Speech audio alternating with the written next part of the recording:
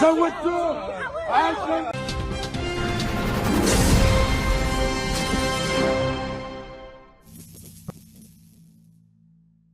انتشرت في الساعات الأخيرة على مواقع التواصل الاجتماعي شريط فيديو ديال واحد الشابة بمدينة تمارة بدات كتصرفق في قائد أو عون السلطة ديال أحد المقاطعات دون أي رد فعل من طرف تاركا للقانون أن يأخذ مجراه. الشابة كانت مرفوقة بعدد من الأفراد ديال العائلة ديالها، وكيبان أنهم تهجموا عليه حسب الفيديو المنتشر بسبب حجز شي سلعة معينة، وطالب القائد من تمكينهم بالمحضر، وربما هو رفض التسليم لهم المحضر، مما تطور الموضوع إلى استعمال العنف من طرف هذه الشابة.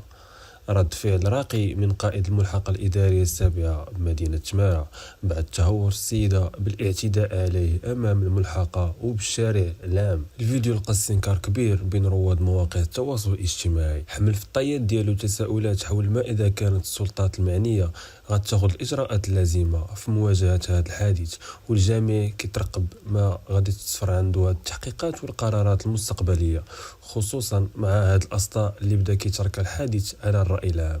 وفي خدم هذه التطورات اعتقال جميع الأشخاص الذين قاموا أو شاركوا في هذا الاعتداء بالصفع على قائد الملحقة الإدارية بمدينة تمارة. سوتوه ماشي مشكل،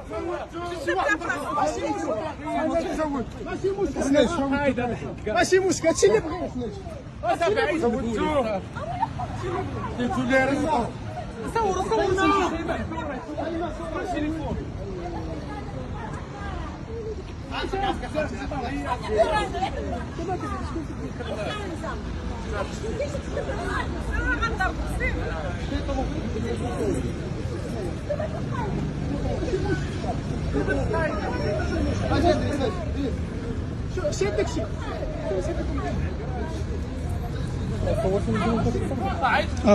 هذاك هي منين تشدات الاول كاع ما شفتيش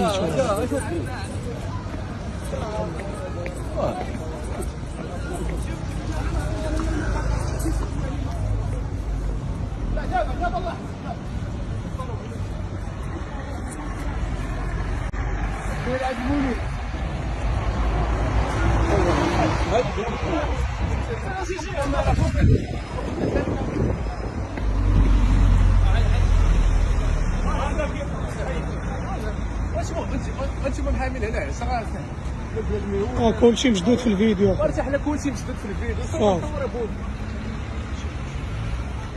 خلي الدرس هذا دار فيروس بارك الله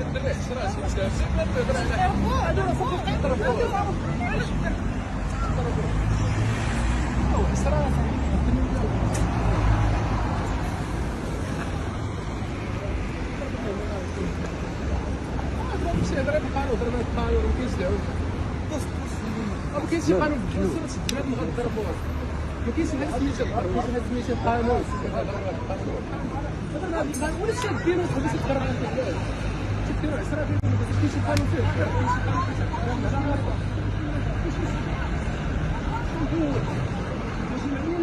باش الجماعه الجمعيه اللي بيرو قلت على اساس باش انني نهضر معاه نقول له هذاك ماشي اسلوب، ماشي اسلوب حضاري باش انك تهجم على الحاج البيرو. بالنسبه للحج ما عندي ما ندير به. بالنسبه للحج السلعه اللي كناخذوها كتحجز، شوف السلعه اللي كتحجز كنديروا بها محضر وكتصيفط للجهه المختصه، ما تقوليش عطيني السلعه وعطيني المحضر، ما كاينش عطيني المحضر وعطيني السلعه، كل واحد يتحمل المسؤوليته. اي فعل كل واحد يتحمل مسؤوليته.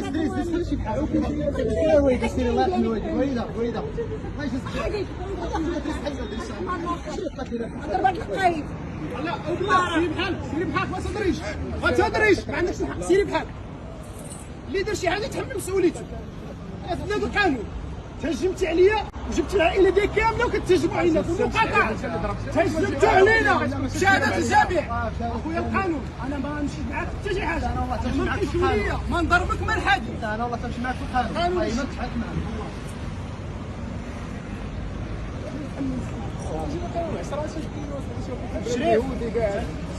انت غتصبر حتى شي دخل حتى شي دخل فهادشي حتى شي دخل خليني نهضر مع السيد حتى شي واحد اللي يتحملوا مسؤوليته صافي